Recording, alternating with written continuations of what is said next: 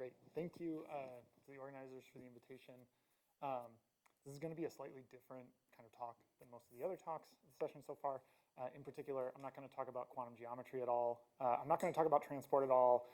I'm going to talk about a semiconductor, but it is a magnet, and hopefully you'll believe me that there are some interesting things going on with the collective excitations, and particularly since we've heard so much about magnon-magnon interactions, this will still be of relevance.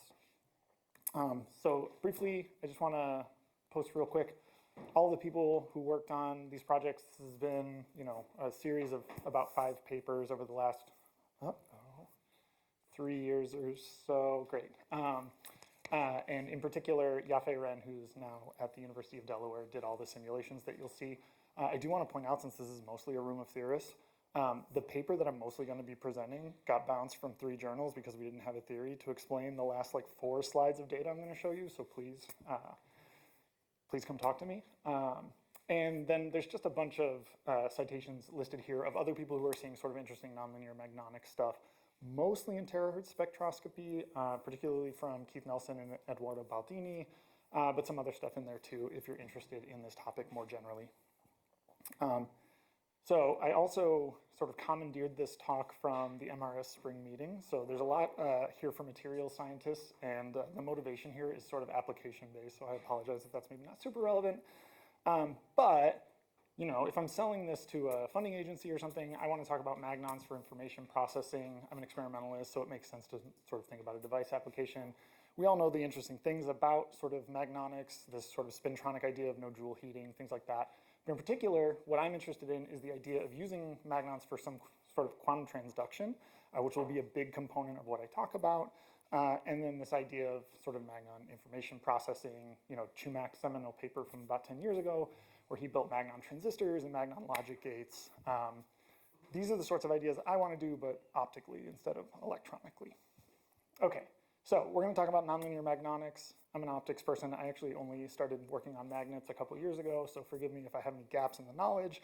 But the way I tie all of this back is from nonlinear optics, where we see things like broadband frequency conversion, we can get supercontinuum generation, we know how to do things like coherent control and nonlinear spectroscopies, and I learned about this a lot when I joined UMBC, where I'm at now, the generation of quantum light, which was actually developed there, if anybody is curious. But there's other types of nonlinear excitations that we can be interested in, things like Bose-Einstein condensates, Andrea Cavallari's work on nonlinear phononics, and all of solid-state electronics, essentially, which sort of wraps me back into this magnon transistor scheme and why this might be an interesting avenue to look at for sort of interesting information processing. Okay, so the system is chromium sulfur bromide. Normally when I give talks, I don't have to introduce the system because there's always 10 talks on this material, so I'm actually kind of excited that I get to introduce it to you guys.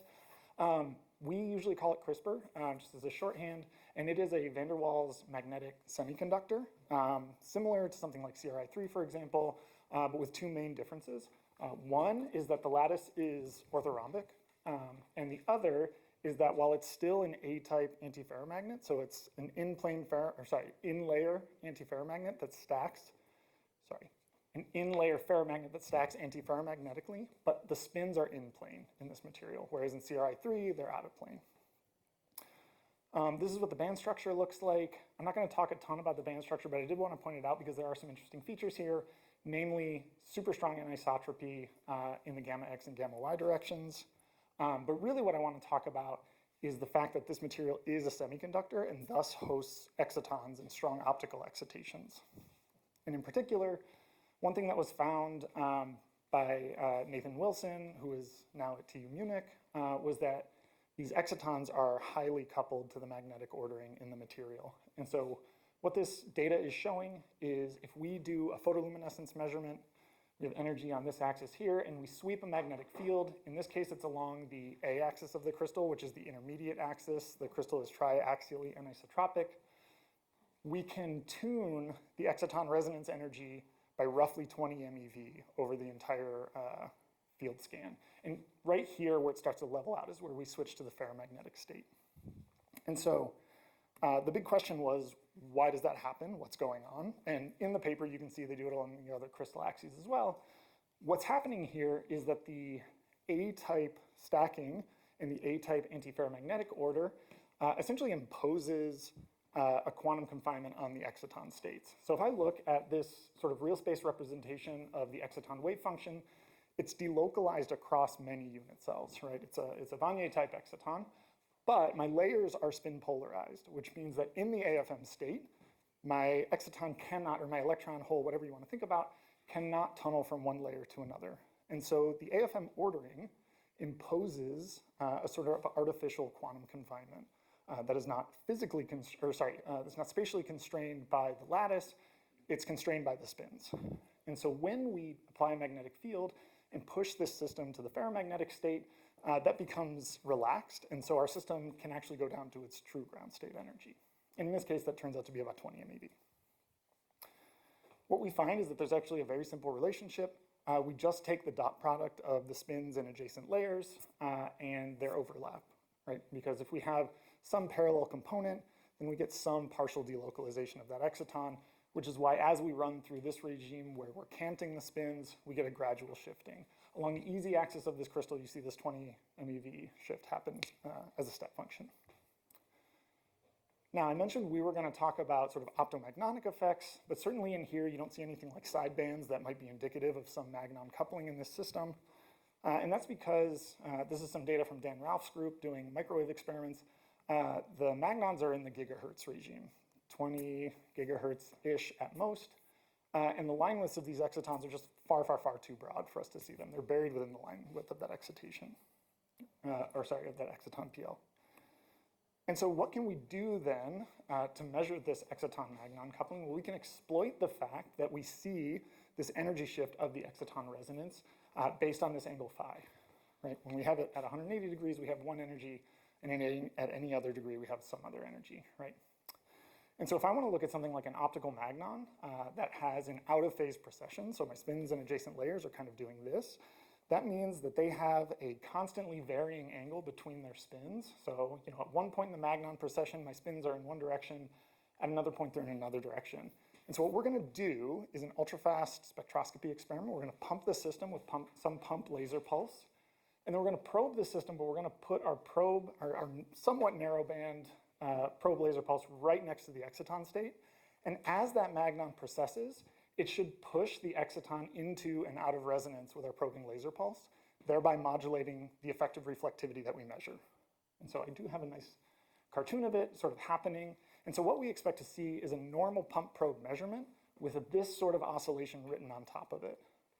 And what this allows us to do is now essentially have an extremely large modulation depth on our signal, right? Because we're not measuring some 1% change of the amplitude of our peak. We're now measuring essentially full on and off modulation as those two things go completely in and out of resonance, even though we're looking at a roughly 1% change in the energy.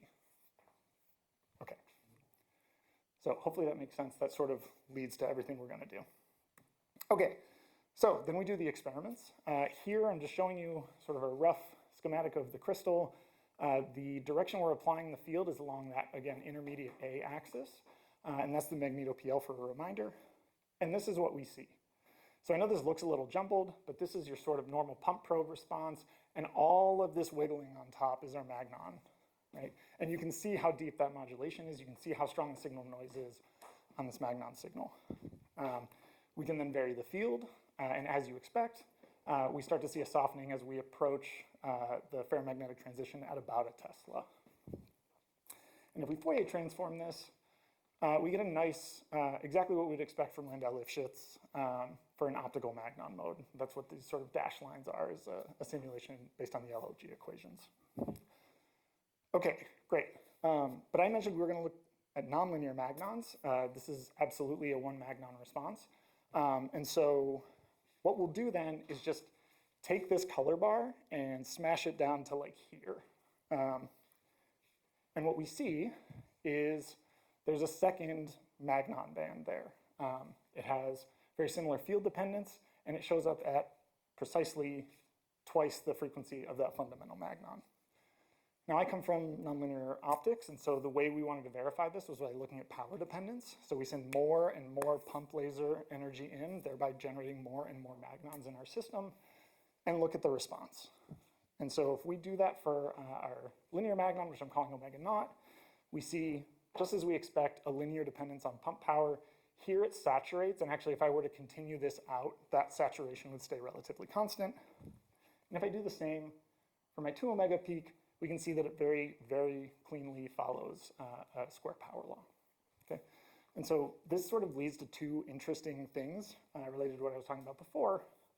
One is that this linear dependence gives us transistor-like behavior, right? So if we want to come back to this idea of a magnon transistor, that's sort of inherently in there.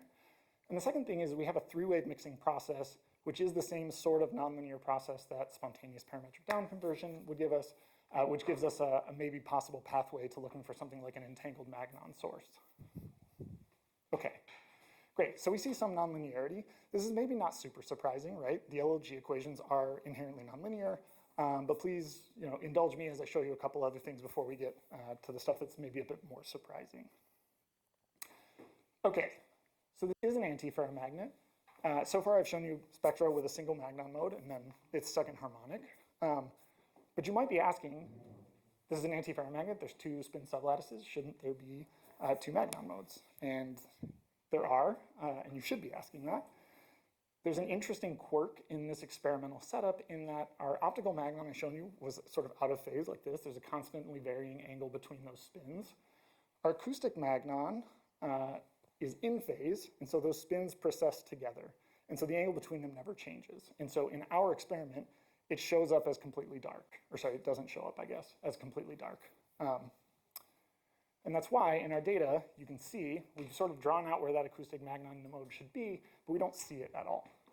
However, what has been found in these van der Waals A-type antiferromagnets before, including CRISPR, which is, again, this is some data from Dan Ralph's group, is that if you break the rotational symmetry of the system by applying the field off of a crystal axis, you can lift the protection on that crossing, and you can hybridize those magnon modes. And so that's what they've done here. Again, these are microwave measurements. The difference is that they can always see both modes where we can't. So what we wanted to know is, can we do a similar sort of thing and gain access to that acoustic magnon mode? And so that's what we do. We now take our field and we sweep it along the AB plane of the crystal. And what we see is a really nice avoided crossing show up. We see that we can control the splitting of that avoided crossing by, by tuning that field. And we find really nice agreement with what we'd expect just from hybridizing those modes in the LOG equations. Okay, so again, this is linear spin wave stuff. We want to talk about nonlinear stuff. But this opens up kind of an interesting avenue, right? In that now we have multiple distinct magnon modes. Do they couple to each other? And so we can do these same sorts of experiments, again, now looking at the nonlinear response. And we see data that looks like this. It's a little, the monitor's not doing me any favors here, but I'm going to show you some zoomed in portions and hopefully it'll convince you. So this is the data. And then here is what the LOG equations predict if you don't limit them to first order, right? And what we have is our 2 fundamental modes. I'm going to call them omega 1 and omega 2. We have the second harmonic of both of them. And then we have 2 distinct modes that are now linear superpositions of those modes. So we have a difference frequency mode, or a DFG mode, that shows up at omega 1 minus omega 2. We have a sum frequency mode, or SFG mode, that shows up at omega 1 plus omega 2. And I'm going to show you some zoom in on those right now. Our DFG mode, you can see, is quite strong. It's also quite highly tunable with magnetic field. And our sum frequency mode shows up right there. So I think I'm going to skip over this section. Actually, maybe not. I think I have some time. So one thing that's interesting about this DFG mode is that it's not only tunable with magnetic field, but it's also dependent on the splitting between the modes, which we showed that we can tune with the angle of the magnetic field. So give me 1 second. I'm going to skip over a little bit of stuff to get there. So one thing that's quite interesting that we can do is we can do this similar experiment, except instead of tuning magnetic field strength, we can tune magnetic field angle, okay? So I apologize, I sort of flipped the plot on you, but frequency is now on this axis, and that in-plane angle is now here. And we have our omega 1, our omega 2, and the difference frequency mode down there. That's that linear curve right there. And we can see that we can tune this over a really broad range, right? We can tune it from essentially DC up to being in resonance with our omega-2 mode, which again provides some interesting opportunities. And it sort of breaks this down into two regimes. The first of which is where omega-1 and omega-2 are, sorry, where omega-1 minus omega-2 is less than omega-2 is less than omega-1. This is the case, you know, from here to here. And in this case, what happens is our omega-1 magnon comes in, we generate an optical magnon, and omega-2 essentially stimulates the down conversion of that into our DFG mode, and then one omega-2 magnon. However, at the point where our omega-2 and our DFG are resonant with each other, we now have the condition that both of them are half of our optical magnon mode, okay? And so when that happens, we can excite an optical magnon, and then our omega-2 or acoustic magnon will come in and stimulate the emission of two more omega-2 magnons. So what we should essentially be doing here is making a parametric amplifier like you might see in optics, but now for these magnon modes. And so we wanted to check that. So this is essentially the same measurement now with much higher resolution. This is our omega-2 mode. Our DFG mode is kind of coming off to the side here. And you can even see where they meet, it looks bright, right? But if I pull the amplitude from that, these red dots are the amplitude of that omega-2 mode. Error bars here are just standard deviation of, I think, 25 measurements. And this dashed line is what I get if I measure the DFG mode far away from resonance, just so I get its intrinsic amplitude, and I've multiplied it by 30 for the scale. So what you can see is there's clearly a resonant enhancement here, and it can't be explained by just the superposition of the amplitude of these two things. So we now have this nonlinearity. We can now exploit this nonlinearity to selectively amplify certain magnons in our system. Okay.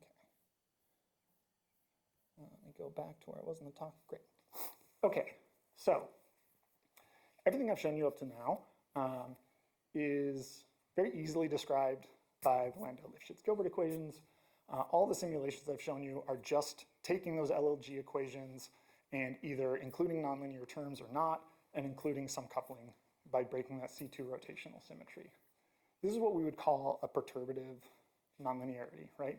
This is what you see in a lot of nonlinear optics. It's what you learn in classical mechanics when you're maybe a junior in undergrad or something like that, where we have some nonlinear potential, but right at the bottom of it, it effectively acts harmonic. And so if we probe our system at that energy, we would see one magnon, right? And then we get some sideband on our optical system that is at one magnon frequency away. And as we start to probe higher and higher energies, we pump more energy into the system, we start to see some deviations, and so we have to include higher order terms, right? Like second order terms and third order terms. Okay, and this is what we've seen so far, where we see, you know, one magnon here, that's our fundamental, and then you can see 2, 3, 4, 5, but they die off quite quickly. And that's expected, right? Because we're needing more and more magnons to interact in these cases. However, what we have seen, and this is where we get to the point where we don't really have a good theoretical understanding of what's happening here, so if anybody has thoughts, please come talk to me. We can actually go beyond this picture into the non-perturbative regime, similar to high harmonic generation in optical systems. And if we do this measurement under those conditions, we start to see things that look like this, where we have our fundamental magnon, and then each of these lines here is a higher harmonic of that magnon. And I understand they're really only visible in one band. I'm going to show you another set of data that shows a bit more of the field dependence. These signals are quite small, and so sometimes it can be hard to see them against the background of the measurement. But if I take a line cut at 0.3 Tesla, this is now scaled to harmonic order. So this 10 is the 10th harmonic, for example, and I'll show you an inset. In this data, we can get up to 22nd harmonic generation, which is kind of amazing, even if you consider the pretty well-established field of optical high harmonic generation. Harmonics of this order are usually quite rare. Okay, I said I was going to show you another one. This is maybe a little bit clearer. You can't see quite as many magnons, but I think it's quite clear that they do extend throughout the entire field range. And importantly, we also see, and we haven't really dug into this much, but at the point where you would see the avoided crossing in the fundamental band, you start to see things get a little fuzzy.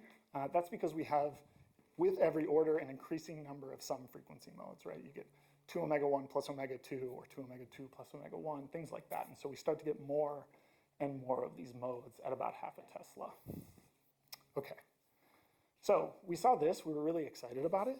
It turns out that a few years ago, Zhu from Penn State had shown that you could enhance a normal magnon system to generate higher order harmonics by putting in a Fabry-Perot cavity. And so we thought, well, this system's already showing you high harmonics. What if we put this in a Fabry-Perot cavity? And so a student at, I don't know if I mentioned, I did this work as a postdoc when I was at the University of Washington in Shadow and Shoes group. This is work that was done right at the end of that postdoc before I went to UMBC and is being continued on by a grad student there named Mai Nguyen. She took one of these crystals and did focused ion beam etching to essentially make cavities in the crystal, okay? So this big yellow region is about a 1 micron wide etch. All of these smaller ones are 40 nanometer wide etches all the way through the crystal. And so we see two things. The first of which is that our magnon lifetime is enhanced by an incredible amount. So this is a pump probe measurement done with an 80 megahertz laser. So this time before the initial transient is actually left over from the pulse before. So this is about 13 nanoseconds that we still have magnon signal there. We just don't experimentally have a way to probe the entire lifetime. So there's one thing. The other thing is if we Fourier transform this now and look at the frequency domain spectrum, we don't just see high harmonic generation, we actually see the formation of a really beautiful frequency comb with kind of an amazing number of these magnon modes. At the point when I made this talk, we could see 71. With a little more data processing, I think we've gotten to like 85 or something like that. But regardless, it's a really, really incredible number of these modes. So again, I come from this nonlinear spectroscopy background. And if you show somebody who does especially ultrafast spectroscopy a frequency comb, I think the first thing they start to think about is dual comb spectroscopy and what you might be able to do with something like this. And so what we wanted to see was, is there any way we could look for interference between sets of these combs? And as it turns out, since we can hybridize those two magnon modes, if we apply our field slightly off axis, we can do exactly that. So I'm showing you the whole comb here. Now this is in harmonic order, not in frequency. And if I show you the fundamental mode, it doesn't look like there's any splitting whatsoever, but that's because this splitting is smaller than the line width of the mode itself. We estimate that it's about 10 megahertz. But if I go out now to something like the 16th, 18th, 20th order, we can now see at every point there are two peaks. And if we do something like a short time Fourier transform on this system, we can see the time behavior of these peaks. And we do see each of these lines is now one of these harmonic orders in time. We do see that they mutually interfere with each other, which means that they're phase coherent and phase stable. What this implies, and this is actually where I was sort of getting the idea of maybe we will talk about some kind of transport here. What this would imply is that we have some magnon wave packet propagating through our cavity back and forth, and then we actually have two of them that are propagating at slightly different repetition rates that are usually phase coherent with each other. So if I wanted to come back to this first idea I talked about, really I was hoping to get people excited about this material and all the interesting things that it can do. Again, this is maybe more, maybe you guys are intrinsically interested in this idea, but the idea here is that we have some sort of saturation consistent with transistors. We have a possible source of entangled magnons if we can figure out how to sort of turn this DFG mode into a parametric down conversion. And then we have broadband quantum transduction, importantly to optical photons. We're not doing terahertz, we're not doing magneto-optical spectroscopy. This is a very simple pump probe. You could put these photons that have this magnon signal encoded in them directly into an optical fiber, and we can tell the DoD that that's a quantum internet if we wanted to. But yeah, hopefully you're excited about all this stuff. A lot of it is very, very new, and we don't really understand all of it. So if you have thoughts, let's chat. And then finally, I wanted to thank the organizers for inviting me. I want to thank all the collaborators. This is a series of papers that I presented here, and this is the beautiful UMBC campus. If you're ever around Baltimore, please come by. Thank you.